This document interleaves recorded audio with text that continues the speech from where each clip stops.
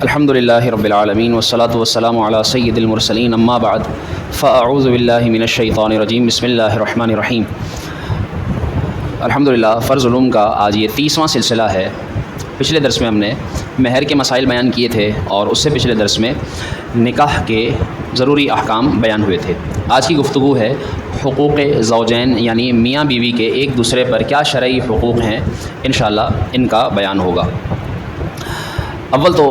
تمہیداً اگر عرض کروں کہ آج کل جس طرح میاں بیوی میں عام یہ شکایتیں ہیں کہ ان کے درمیان نا اتفاقی ہے،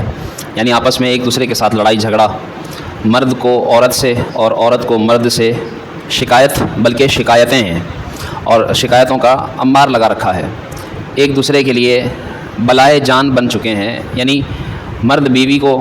شوہر بیوی کو اور بیوی شوہر کو اپنے لیے مصیبت سمجھنے لگی ہے۔ اور یہ نا اتفاقی معاشرے کی جو بنیادی اکائی ہے، اگر اس میں یہ بڑھتی چلی جائے تو پھر زندگی انتہائی تلخ اور اس کے نتیجے اور اس کا انجام بہت ہی خراب نکلتا ہے، کیونکہ میاں بیوی کا ایسا رشتہ اللہ رب العالمین نے بنایا ہے کہ جو معاشرے کو بڑھاتی ہے، یعنی کوئی بھی جب رشتہ وجود میں آتا ہے پہلے میاں بیوی کا رشتہ اور پھر اس کے ذریعے اور مزید رشتے بڑھتے ہیں۔ اللہ تعالیٰ نے آدم و حوا کی صورت میں پہلا رشتہ میاں بیوی کا ہی قائم فرمایا، اور جنت میں بھی جو لوگ جنت میں داخل ہوں گے وہاں بھی رشتہ جس کو باقاعدہ بیان کیا ہے وہ میاں بیوی کا ہی رشتہ ہے۔ اس لیے اس رشتے کی انتہائی اہمیت ہے، لیکن اگر اس میں نا اتفاقی ہو جائے، یہی رشتہ اگر خراب ہو جائے تو اس کی یہ نا اتفاقی دنیا کی خرابی کے ساتھ ساتھ دین کی خرابی کا بھی باعث بنتی ہے، اور اس کا ایسا برا اثر پڑتا ہے جو صرف ان میاں بیوی تک محدود نہیں رہتا بلکہ ان کی اولاد تک بھی اور خاندانوں تک، نسلوں تک وہ اثر جاتا ہے، اور اولاد پر ایسا اثر پڑتا ہے کہ پھر اولاد کے دل میں نہ باپ کا ادب رہتا ہے نہ ماں کی عزت رہتی ہے۔ اور اس نا اتفاقی کا ایک بڑا سبب یہ ہوتا ہے کہ دونوں میاں بیوی، شوہر بیوی کے اور بیوی شوہر کے حقوق کا خیال نہیں رکھتے، بس یہ سمجھتے ہیں کہ میرے اس پر حق ہیں، اس کے مجھ پر کوئی حق نہیں ہے، حالانکہ دونوں کے ہی حقوق ہیں، لیکن افسوس نامعلوم ہونے کی وجہ سے آدمی بس یہ چاہتا ہے کہ میں اپنی بیوی کو باندی بنا کر رکھوں، اور عورت یہ چاہتی ہے کہ آدمی میرا غلام بن کر رہے، جو میں چاہوں بس وہ ہو جائے، چاہے کچھ بھی ہو، میرا کام پورا ہونا چاہیے۔ جب یہ خیالات دونوں کے ذہن میں بیٹھ جائیں گے تو پھر کیسے نباہ ہو سکے گا؟ دن رات کی لڑائی، پھر ہر ایک کے اخلاق و عادات میں برائی اور گھر کی بربادی اسی کا نتیجہ ہے۔ اس لیے قرآن مجید میں اللہ تعالیٰ نے اس کے متعلق احکام بیان فرمائے ہیں، مرد کے بیوی پر اور بیوی کے مرد پر کیا حقوق ہیں یہ بھی ہم پر جاننا ضروری ہے۔ ظاہر ہے کہ جو نکاح کرتا ہے، شادی شدہ زندگی اختیار کرتا ہے تو پھر اس کے اوپر یہ چیزیں سیکھنا بھی فرض ہو جاتی ہیں، اگر نہیں سیکھتا تو وہ گناہ گار ہوگا۔ یعنی ظاہر ہے کہ بیوی اس نے بنائی ہے، جس سے نکاح کیا ہے، تو اس کے حقوق کا تو پتہ ہونا چاہیے، اگر کل کو اس کے ہاں اولاد پیدا ہوتی ہے تو اس کو اولاد کی بھی حقوق کا پتہ ہونا چاہیے، جو انشاءاللہ ہم آئندہ درس میں بیان کریں گے کہ ماں باپ کے اولاد پر اور اولاد کے ماں باپ پر کیا حقوق ہیں۔ قرآن کریم میں اللہ تعالیٰ نے الرجال قوامون علی النساء سورہ نساء کی آیت نمبر 34 میں یہ فرمایا، جس سے مردوں کی بڑائی ظاہر ہوتی ہے کہ کیا ہے حکم کہ آدمی مرد عورتوں پر افسر ہیں، حاکم ہیں، اور یہ بھی فرمایا حاکم بنا دینا اس کا مطلب یہ نہیں کہ بس وہ اس کے اوپر مسلط ہو گیا، بلکہ فرمایا وعاشروہن بالمعروف، حق بھی بیان کیا اللہ تعالیٰ نے سورہ نساء کی آیت نمبر 19 میں کہ تم ان کے ساتھ اچھے سے زندگی گزارو، ان کے ساتھ بھلائی کا سلوک کرو، جس کا صاف یہ مطلب ہے کہ عورتوں کے ساتھ اچھی معاشرت اختیار کرو، اچھی زندگی گزارو۔ اور اس موقع پر کچھ احادیث بھی ہیں جو رسول اللہ صلی اللہ علیہ وسلم نے واضح بیان فرمائی ہیں، جس میں واضح طور پر شوہر کے مرد پر، عورت پر اور عورت کے شوہر پر کیا حقوق ہیں اس میں واضح ان کا بیان ہے۔ اور پھر یہ نہ ہو کہ ہر ایک اپنے حقوق کا مطالبہ کرے کہ بس میرے حق دو، نہیں، بلکہ دونوں ایک دوسرے کے حقوق ادا کریں۔ اگر وہ یہ کہ بس میرے حقوق پورے ہوں اور دوسرے کے حقوق سے اس کو کوئی سروکار نہ ہو، یہی اصل فساد کی جڑ ہے، اور یہ ضروری ہے کہ ہر ایک دوسرے کی بیجا باتوں کا تحمل کرے، انہیں برداشت کرے۔ یعنی اس رشتے میں ایک سب سے بڑا حسن یہ ہے کہ ایک دوسرے کو برداشت کریں اور ایک دوسرے سے صرف نظر کریں اور ایک دوسرے کو اچھی عادتوں سے دیکھیں، اس کی صرف بری عادتوں پر نظر نہ رکھیں۔ اگر کسی موقع پر دوسری طرف سے زیادتی ہو بھی تو پھر لڑائی کے لیے تیار نہ رہے، موقع کی تلاش میں نہ رہے کہ بس اب ذرا یہ غلطی کرے تو میں اس کو بتاؤں، یہ نہ کرے۔ ایسی جگہ ضد پیدا ہوتی ہے اور پھر سلجھی ہوئی بات بھی الجھ جاتی ہے۔ رسول اللہ صلی اللہ علیہ وآلہ وسلم نے ارشاد فرمایا، عورت پر سب آدمیوں سے زیادہ حق اس کے شوہر کا ہے، باپ سے بھی زیادہ، بھائی سے بھی زیادہ، بیٹے سے بھی زیادہ عورت پر اس کے شوہر کا حق ہے آدمیوں میں۔ لیکن افسوس آج کل عورتیں جو ہے وہ شوہر کو اپنی اولاد کے پیچھے کر دیتی ہیں، یعنی پہلے اولاد کو سمجھتی ہیں کہ یہ میرے ساتھ ہیں، یہ میرے کام آئیں گے، یہ میرے بڑھاپے کا سہارا بنیں گے، اور وہ بسا اوقات مرد کو پیچھے چھوڑ دیتی ہے، یعنی اس کے اس آرام کا خیال نہیں رکھے گی، اس کے کھانے پینے کا خیال نہیں رکھے گی، اس کے پہننے اوڑھنے کا خیال نہیں رکھے گی، یعنی جو چیزیں اس کے لیے ضروری ہیں، اور اس پر بسا اوقات وہ اولاد کو ترجیح دیتی ہے۔ تو اولاد کے اپنے حقوق ہیں، لیکن مردوں میں سب سے زیادہ حق عورت پر شوہر کا ہے، جبکہ عورتوں میں مرد پر سب سے زیادہ حق اس کی ماں کا ہے۔ یہ اللہ کے رسول صلی اللہ علیہ وسلم نے بیان فرمایا۔ رسول اللہ صلی اللہ علیہ وسلم نے یہ بھی ارشاد فرمایا کہ اگر میں کسی شخص کو مخلوق کے لیے سجدہ کرنے کا حکم دیتا تو عورت کو حکم دیتا کہ وہ اپنے شوہر کو سجدہ کرے۔ کتنی بڑی بات ہے۔ آپ صلی اللہ علیہ وآلہ وسلم نے یہ ارشاد فرمایا کہ عورت کے ذمے شوہر کا بہت بڑا حق ہے، قسم ہے اس ذات کی جس کے قبضہ قدرت میں میری جان ہے، اگر سر سے لے کر پاؤں تک شوہر کے پورے جسم سے زخم سے بھرے ہوئے ہوں جن سے پیپ اور کچ لہو یعنی پیپ بہتی ہو، پھر عورت اسے چاٹے، پھر بھی وہ عورت شوہر کا حق ادا نہیں کر سکتی۔ کتنی بڑی بات ہے، کتنی بڑی بات ہے، اسے سمجھے۔ ایسے ہی آپ صلی اللہ علیہ وسلم نے ارشاد فرمایا، شوہر نے عورت کو بلایا اور اس نے انکار کیا اپنے حق زوجیت کے لیے، اور وہ عورت انکار کرے اور کوئی وجہ بھی نہ ہو، شرعی وجہ بھی نہ ہو، اور شوہر نے یوں رات غصے میں گزاری، صبح تک فرشتے اس عورت پر لعنت برساتے ہیں۔ ایسے ہی جب عورت شوہر کو تکلیف دیتی ہے، آپ صلی اللہ علیہ وسلم نے فرمایا جب شوہر دنیا میں شوہر کو عورت اس کی تکلیف دیتی ہے تو حور عین یعنی جو جنت کی بڑی بڑی آنکھوں والی حوریں ہیں وہ اس سے کہتی ہے خدا تجھے قتل کرے، اسے ایذا نہ دے، یہ تو تیرے پاس مہمان ہے، ان قریب تجھ سے جدا ہو کر ہمارے پاس آئے گا۔ آپ صلی اللہ علیہ وسلم نے ارشاد فرمایا، عورت ایمان کا مزہ نہیں پائے گی جب تک شوہر کا حق ادا نہ کرے، ایمان کی اس کو لذت نہیں ملے گی۔ کتنی بڑی بات ہے۔ فرمایا جو عورت خدا کی اطاعت کرے اور شوہر کا حق ادا کرے اور اسے نیک کام کی یاد دلائے، خدا کی اطاعت کرے، شوہر کا حق ادا کرے، پھر اسے نیک کام کی یاد دلائے، یعنی نماز کا وقت ہو تو اس کو نماز کا بتائے، اس پر کوئی شرعی طور پر کوئی چیز لازم ہوتی ہو تو وہ اس کی طرف توجہ دلائے۔ آج کل تو عورتوں کو خود نہیں پتا وہ کیا شوہر کو توجہ دلائیں گی۔ تو آپ صلی اللہ علیہ وسلم کی یہ حدیث کاش کے خواتین کو معلوم ہو، بتایا جائے ان کو، اور آپ نے فرمایا اپنی عصمت کی، اپنی عزت کی حفاظت کرے اور شوہر کے مال میں خیانت نہ کرے تو اس کے اور شہیدوں کے درمیان جنت میں صرف ایک درجے کا فرق ہوگا بس۔ کتنی بڑی بات ہے، کتنی بڑی بات ہے۔ پھر اس کا شوہر با ایمان نیک خو ہوگا تو جنت میں وہ اور اس کی بیوی ساتھ ہوں گے، یعنی شوہر بھی جنتی ہوا اور یہ بھی جنتی، تو یہ جنت میں ساتھ، ورنہ اگر شوہر نیک نہ ہوا تو اللہ تبارک و تعالیٰ اس عورت جس نے اپنے شوہر کے یہ سارے حقوق ادا کیے، یعنی بعض اوقات یہ کوئی سمجھے کہ بھائی عورت تو ادا کرے تو مرد اگر نہ ادا کرے تو، یہ حضور علیہ السلام نے نہیں بیان کیا، بلکہ آپ نے کیا فرمایا، شوہر بد بھی ہو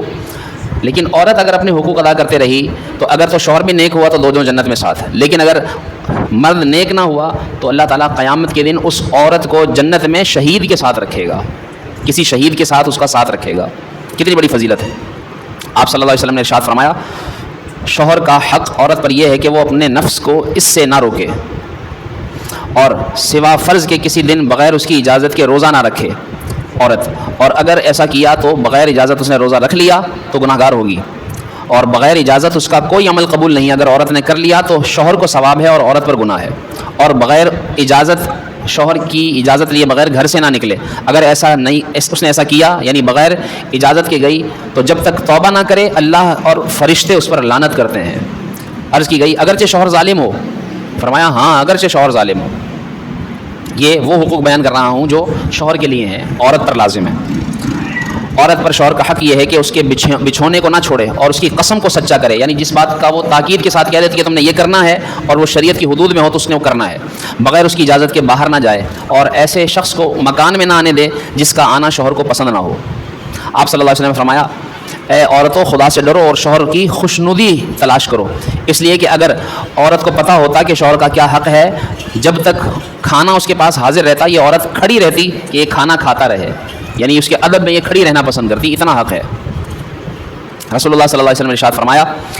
عورت جب 5 نمازیں پڑھے اور ماہ رمضان کے روزے رکھے، اپنی عفت کی محافظت کرے اور شوہر کی اطاعت کرے تو جنت کے جس دروازے سے چاہے جنت میں داخل ہو جائے. یہ ساری فضیلتیں عورت کے لیے ہیں. فرمایا جو عورت اس حال میں مری کہ شوہر راضی تھا وہ جنت میں داخل ہوگی. سبحان اللہ. یہ کتنی زبردست حدیثیں ہیں. ایک حدیث اور اس کے بعد پھر میں یہ حقوق بیان کرتا ہوں. آپ صلی اللہ علیہ وسلم نے ارشاد فرمایا 3 شخص ہیں جن کی نماز قبول نہیں ہوتی اور ان کی کوئی نیکی اوپر نہیں جاتی,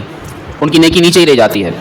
ایک وہ غلام جو بھاگ جائے اپنے آقا سے, جب تک واپس نہیں آتا اس کی نیکی قبول نہیں ہے. دوسرے نمبر پر وہ نشہ کرنے والا, جب تک ہوش میں نہ آئے, جب تک وہ نشے میں رہتا ہے یعنی شراب پیتا ہے تو اس کی نیکی قبول نہیں ہوتی. اور تیسرے نمبر پر فرمایا وہ عورت جس کا شوہر اس پر ناراض ہو, جس کا شوہر ناراض ہو اس کی نیکی قبول نہیں ہوتی, اور جب تک وہ شوہر کو خوش نہ کر لے اس کی نماز بھی قبول نہیں ہوتی. یہ واضح الفاظ ہیں اس کے. یہ وہ حقوق ہیں جو اللہ کے رسول صلی اللہ علیہ وسلم نے بیان فرمائے. تو اگر آج ہم اپنے معاشرے میں دیکھیں گھر کی عورتوں کو تو بہت سارے ایسے گھر ہیں کہ جن میں جو ہے وہ شوہر اپنی بیوی سے ناراض ہیں, شوہر ناخوش ہے اور اس میں زیادتی سراسر بیوی کی طرف سے ہے. آج ہی کی بات بتاؤں, ایک شخص نے مجھے باقاعدہ فون کیا اور وہ شخص یہ ہے اور وہ اچھی سوسائٹی کا رہنے والا. یعنی دیکھیے کہ جو لوگ پیسے والے ہیں تو پیسے والے بھی اگر جس کے پاس سکون نہ ہو تو پھر ایسے پیسے کا کچھ فائدہ نہیں ہے. پیسہ اللہ کی نعمت ہے, وہ جس کو چاہے عطا کرے, لیکن سکون خوش نصیبوں کو ملتا ہے. اللہ سے سکون مانگنا چاہیے. وہ شخص کہتا ہے کہ میری 4 بیٹیاں ہیں اور میری بیوی جو ہے وہ چونکہ پارلر چلاتی ہے اور وہ جو ہے وہ مجھ سے خوش نہیں ہے. حالانکہ یہ خوش ہے, شوہر خوش ہے, لیکن زیادتی وہی عورت کی طرف سے. جیسے میں نے کہا کہ آج کل ایسے گھر ہیں جہاں زیادتیاں عورت کی طرف سے ہیں. آگے شوہروں کی بھی بات کروں گا, وہ بھی کم نہیں. تو وہ شخص کہتا ہے کہ وہ پارلر چلاتی ہے, ظاہر ہے پیسہ دن مہینے کے لاکھوں کماتی ہے. تو وہ شخص کہتا ہے کہ آپ دعا یہ کر دیں کہ کسی طرح اس کا اللہ تعالیٰ دل پلٹ دے, لیکن وہ بضد مجھ سے خلا لینے پر جو ہے وہ ضد پر ہے کہ مجھ سے خلا لے اور وہ کسی اور آدمی کے ساتھ نکاح کرے. حالانکہ وہ شخص کہ جس نے ظاہر ہے کہ زندگی گزاری, اس کو کما کر کھلایا, اس کے ہاں اولاد ہوئی, 4 بیٹیوں کو پالا پوسا, اور جب وہ اس عمر کو پہنچ گیا کہ اب کما نہیں پاتا یا اور کوئی بھی وجہ ہو سکتا ہے اس کی طرف سے زیادتیاں ہوں, لیکن بہرحال اگر جب تک شوہر زندہ ہے اور کوئی شرعی وجہ نہیں تو پھر عورت کا اس طرح خود مطالبہ کرنا یہ ناجائز ہے. ایسی عورت پر بھی اللہ کی لعنت ہے. تو اس طرح بہت ساری عورتیں ہیں کہ جن کی طرف سے مسلسل زیادتیاں ہیں مردوں کے ساتھ. کتنی جو ہے وہ ایسی زیادتیاں کی جاتی ہیں کہ جس کی وجہ سے شوہر پریشان ہیں, ناراض ہیں, تنگ ہیں, جس کی وجہ سے وہ چاہتے ہیں کہ کسی طرح جو ہے وہ ان سے جان چھٹے. الغرض یاد رکھیے کہ خلاصتاً عرض کر دوں کہ مرد کے لیے عورت پر جو حقوق لازم ہیں, جن کو میں گنتی کے اعتبار سے فنگر پوائنٹ پر اگر ذکر کروں تو سب سے پہلے یہ کہ وہ اس کا حق زوجیت ادا کرے. نمبر 2, وہ اس کی اولاد کی پرورش, اچھی پرورش کرے. مرد کے لیے عورت پر یہ حق ہے کہ وہ اس کی اولاد کی پرورش کرے. تیسرے نمبر پر اس کا حق یہ ہے کہ بیوی اپنے شوہر کے مال میں خیانت نہ کرے. کتنی ایسے عورتیں ہیں کہ جو شوہر کے پیسے چراتی ہیں, باقاعدہ جیب سے چپکے سے نکال لیے. جتنی شریعت نے اجازت دی ہے وہ تو ضروری ہے, جو اس کا خرچ ہے ظاہر ہے اس کا یا اس کے بچوں کا جو خرچ اگر وہ بھی نہیں دیتا تو اس طرح تو پھر وہ عورت لے سکتی ہے بغیر پوچھے بھی. لیکن ویسے ہی جو ہے وہ اس کے دراز میں پیسے رکھیں, اس کی جیب میں پیسے ہیں, ہزاروں ہیں, لاکھوں ہیں, اور چپکے کر کے کبھی 1000 نکال لیا, کبھی 5000 نکال لیا. اس طرح سے یا اپنے اس شوہر کے مال میں سے کچھ بھی لیا جو بغیر پوچھے اس نے لیا اور اپنے ماں کے گھر بھیج دیا. کتنی ایسے عورتیں ایسے بھی کرتی ہیں کہ شوہر کا مال چپکے چپکے اپنی بہن کو دے دیا, اپنی ماں کو دے دیا, یا اور کسی غریب کو دے دیا. حتیٰ کہ عورت کے لیے یہ بھی جائز نہیں کہ وہ بغیر پوچھے اپنے شوہر کے مال میں سے وہ کسی غریب کو بھی دے. یہ بھی عورت کے لیے اجازت نہیں ہے. وہ پوچھ کر دے سکتی ہے کسی فقیر غریب کو. مال شوہر کا ہو تو عورت اجازت لے گی. ہاں اپنے مال میں سے تو ظاہر ہے کہ وہ کسی کو بھی دے, غریب کو دے, ماں کو دے, باپ کو دے, بھائی کو دے, بہن کو دے, کسی کو بھی دے, اپنے مال میں سے. شوہر کے مال میں سے وہ پوچھنے کی ذمہ دار ہے, وہ پوچھ کر دے سکتی ہے. تو اس کے مال کی حفاظت بھی عورت پر لازم ہے. حق زوجیت, اولاد کی پرورش کرنا, اس کے مال میں خیانت نہ کرنا. چوتھا یہ کہ وہ اس کی عزت, یعنی ظاہر ہے کہ یہ خود بھی بیوی ہونے کی وجہ سے اس شوہر کی عزت ہے, تو اپنی عزت کی, اپنی عفت کی, اپنی عصمت کی, اپنی پاک دامنی کی حفاظت کرے. غیر مردوں سے بات نہ کرے, غیر مردوں سے لین دین نہ کرے, غیر مردوں سے کے سامنے بے پردہ نہ ہو. یہ جو ہے وہ ہمارے زمانے میں اس وقت فی زمانہ بہت عام ہے کہ عورت جو ہے وہ غیر مردوں سے فون پر بات کرتی ہے, غیر مردوں سے بات چیت کرتی ہے, آنا جانا ہے, ملنا جلنا ہے, یعنی جن سے اس کا ملنا جائز نہیں, جن سے اس کا بات کرنا جائز نہیں. اور گھر کی وہ عورت جو ہے وہ شوہر کے اجازت کے بغیر, معاذ اللہ اجازت کیا, وہ تو اس میں اجازت دے بھی نہیں سکتا جب اللہ رسول کی اجازت نہیں کہ وہ نامحرم سے بغیر شرعی کسی مجبوری کے بات نہیں کر سکتی. تو یہ بھی عورت کے لیے لازم ہے, شوہر کا یہ حق ہے کہ وہ اس کی عصمت کی حفاظت کرے.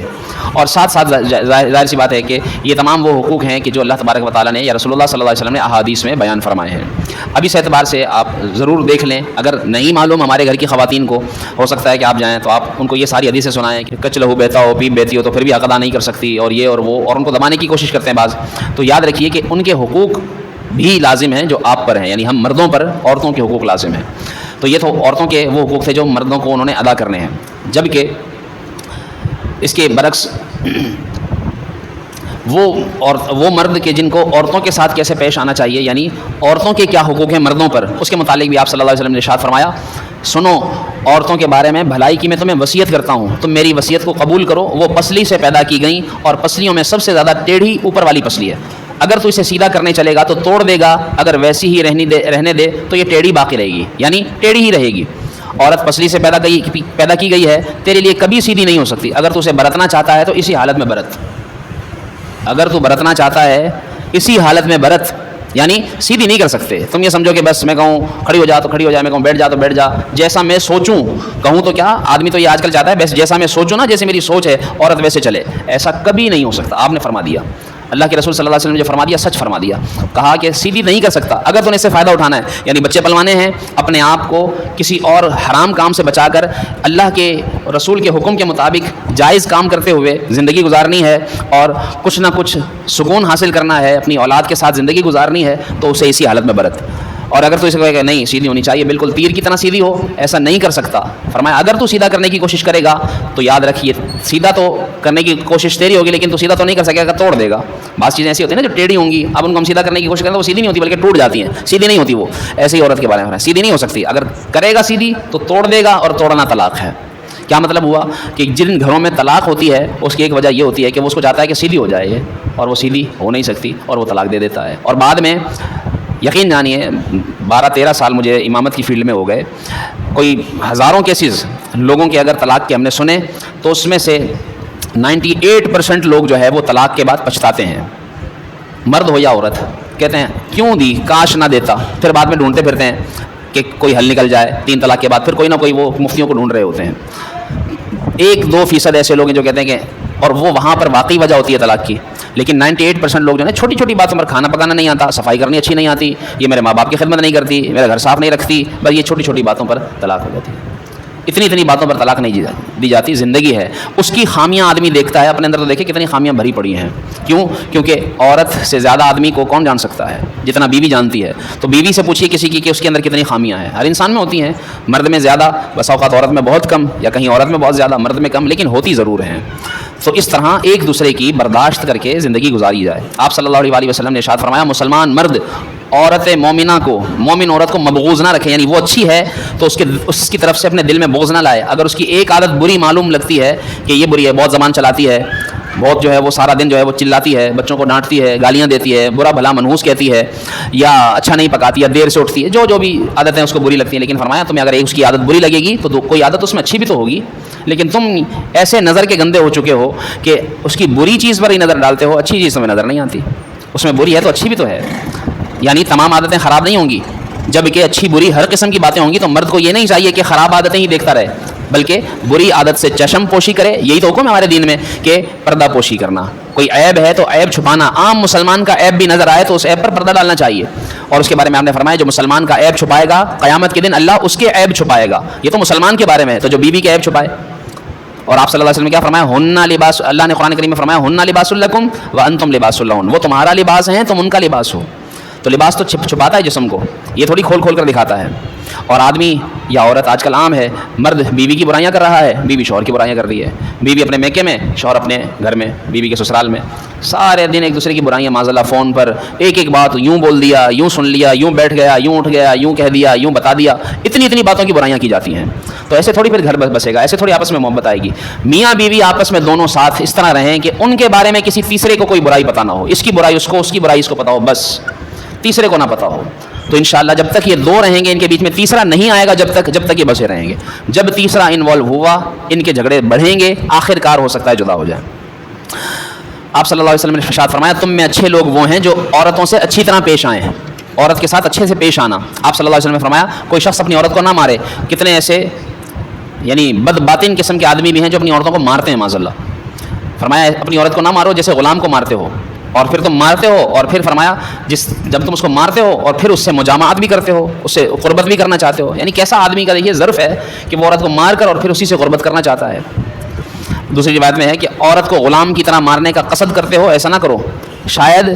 دوسرے وقت اسے اپنا ہم خواب کرو، یعنی زوجیت کے تعلقات اس قسم کے ہیں کہ ایک کو دوسرے کی حاجت ہے، اور باہم ایسے مراسم کہ ان کو چھوڑنا دشوار، لہٰذا ان باتوں کا خیال کرو، مارنے کا قصد نہ کرو، ان باتوں کو دیکھا کرو جن کی تمہیں ایک دوسرے کے ساتھ ضرورت پڑتی ہے۔ آدمی عورت کو چھوڑ دے گا تو بچے کس سے پلوائے گا؟ دوسری عورت کوئی اس طرح نہیں پالے گی۔ عورت آدمی کو چھوڑ دے گی تو دوسرا، اگر وہ نکاح بھی کر لے گی تو دوسرا آدمی اس کے بچوں کو اس طرح پالے گا جس طرح پہلا شوہر پالے گا، ان کا بچوں کا باپ پالے گا، کبھی نہیں پال سکتا۔ تو یہ چیزوں سوچے، یہ تھوڑی کہ بس مارنے چڑھ دوڑے۔ اس لیے عورت کے لیے بھی مرد پر حقوق لازم ہیں، ان کو بھی میں گنتی سے ذکر کر دیتا ہوں۔ پہلا حق ہے اس کا مہر دینا،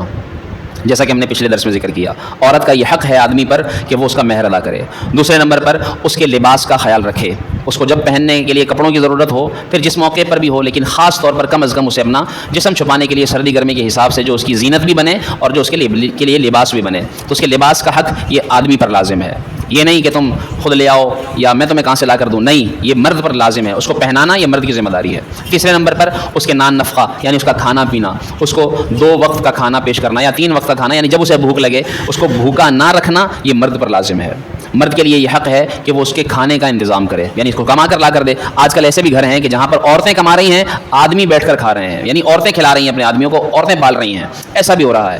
کمانا عورت کی ذمہ داری نہیں ہے، کمانا مرد کی ذمہ داری ہے، کما کر لا کر دینا مرد کے لیے ضروری ہے، اس پر حق ہے، وہ لا کر دے گا، عورت کو وہ کھلائے گا۔ اور چوتھے نمبر پر اس کا حق یہ ہے کہ اس کو رہائش کا مکان فراہم کرے، ایسا رہائش کا مکان جس میں وہ اپنا سر چھپا سکے، جس میں وہ سردی گرمی کے حساب سے ایڈجسٹ ہو سکے، جس میں کوئی اور دخل اندازی کرنے والا نہ ہو۔ یہ میں نے اس لیے کہا کہ جو سمجھتے ہیں کہ جوائنٹ فیملی میں ہی عورت کو رکھنا لازمی ہے، کہ جہاں جو ہے وہ 2-4 بھائی مل کر رہتے ہیں یا جہاں ماں باپ کا گھر ہے اسی گھر میں رکھیں گے، لیکن اس گھر میں رہنے کی وجہ سے وہ عورت تنگ یوں ہوتی ہے کہ اس کا اپنا کوئی سیپریٹ گھر کا حساب نہیں بنتا، اس کے کمرے میں جو مرضی آئے، اس کے گھر کے اندر جو مرضی داخل ہو جائے، اس کی چیزوں کو جو مرضی استعمال کر لے، یعنی وہ اپنے طور پر اپنی چھوٹی سی ریاست میں خود مختار نہیں ہوتی، تو یہ وہ گویا آدمی عورت کا حق مار رہا ہے۔ عورت کا حق یہ ہے کہ وہ اس کو الگ رہائش، چاہے گھر کے اندر ہی ہو، جوائنٹ فیملی کے اندر ہی ہو، ایک کمرہ ہی ہو، لیکن اس میں کسی کا عمل دخل نہ ہو۔ یہ عورت کا حق ہے، وہ اس کو ایسی رہائش فراہم کرے کہ جس میں کوئی اس کی مرضی کے بغیر کچھ نہ کر سکے، نہ آ سکے،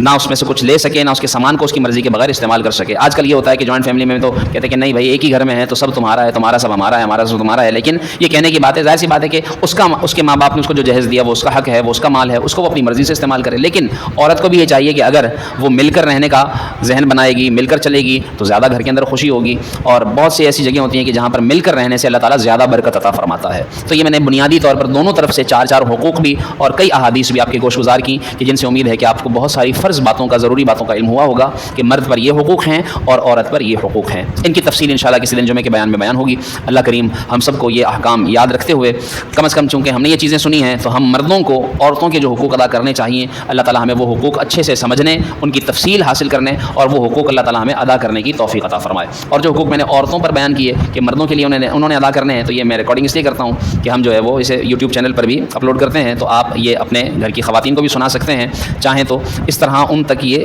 پہنچا سکتے ہیں، اس طریقے سے کچھ نہ کچھ باتیں، یہ چھوٹی چھوٹی باتیں۔ دیکھیے آج کل علم دین سیکھنا بظاہر لگتا ہے کہ بہت مشکل ہے، لیکن مشکل کوئی نہیں ہے اگر سیکھنے کی نیت ہو تو۔ کتنے تو ماشاءاللہ آپ ہی نمازیوں میں سے ایسے ہیں جو باقاعدہ پوچھتے ہیں کہ بھائی نماز عشاء کب ہے، وہ پوچھتے ہیں باقاعدہ کہ آج ہوگا یا نہیں ہوگا، یعنی ان کو شوق ہے نا، دین کا لگن ہے۔ آپ کتنی دیر بیٹھے ہیں؟ آدھا گھنٹہ بھی نہیں ہوا آپ کو بیٹھے ہوئے بھی۔ تو اس لگن سے کیا کہ اس بیٹھنے سے جو احکام علماء ایک وقت تک، ایک عرصے تک سیکھ کر، باقاعدہ وقت لگا کر سیکھتے ہیں، پڑھتے ہیں، سمجھتے ہیں، اور میں نے آپ کو خلاصتاً یہ بیان کر دیے ہیں، تو آدھے گھنٹے میں اگر ہم یہ فرض چیزیں سیکھ لیں چھوٹی چھوٹی، اور یہی چیزیں آج کل جس طرح گھر میں ٹی وی چلتی ہے، لوگ جو ہے نا وہ آدھے گھنٹے کے، 1 گھنٹے کے ڈرامے دیکھتے ہیں، فلمیں دیکھ لیتے ہیں، 8 گھنٹے کے لوگ جو ہے نا کرکٹ میچ دیکھ لیتے ہیں، تو اگر 15-20 منٹ کے یہ چھوٹے چھوٹے کلپ اگر آپ اپنے گھر میں چلائیں گے تو سب کو کچھ نہ کچھ علم حاصل ہوگا، اور گھر کے اندر آپ دیکھیں گے ایسے ہی ماحول بنے گا۔ اب وہ دور نہیں ہے کہ آپ کے گھر کے اندر جو ہے وہ ایسے بڑے بزرگ افراد ہوں کہ جو سب کو نمازی بنا دیں گے اور سب کو پردہ کرا دیں گے اور سب کو جو ہے وہ دین کے مطابق چلا دیں گے، اب وہ نہیں ہے۔ اب یہی ہے کہ ہم کسی طرح بس علم کی، دین کے علم کی روشنی پہنچائیں، تھوڑا تھوڑا ان کے ذہنوں پر اثر ہوتا رہے گا، علم آتا رہے گا، تو آخرکار کچھ نہ کچھ کہیں بھی کبھی بھی کوئی بات دل میں بیٹھ گئی تو اللہ نے چاہا تو انشاءاللہ وہ دین کی طرف مائل ہو جائے گا۔ ایسے اگر گھر کا کوئی فرد مائل ہو گیا دین کی طرف، وہ میں یہ نہیں کہتا کہ صرف یہی، اور بھی بہت سارے اچھے علماء کے ایسے بیانات آتے ہیں کہ جن کے ذریعے ہمیں علم حاصل ہوتا ہے۔ مدنی چینل دعوت اسلامی کا دیکھیے، مسلسل امیر اہل سنت مدنی مذاکرے فرماتے ہیں، 1500 سے زیادہ مدنی مذاکروں کی تعداد ہو چکی ہے، تو وہ 3 گھنٹے 4 گھنٹے کے مدنی مذاکرے، اور اس میں سارے دینی سوال، کوئی بھی غیر شرعی کام نہیں، تو وہ گھر میں چلائیں، لوگ سنیں گے، گھر میں گھر کے افراد سنیں گے، ایک بات سنیں گے، ان کے ذہن میں کتنی اچھی باتیں آئیں گی۔ یہی جو ہے وہ ہمارا مقصد ہے کہ گھر والوں کو سدھارنا ہے۔ اللہ کریم ہم سب کو عمل کرنے کی توفیق عطا فرمائے، آمین بجاہ النبی الامین صلی اللہ علیہ وسلم۔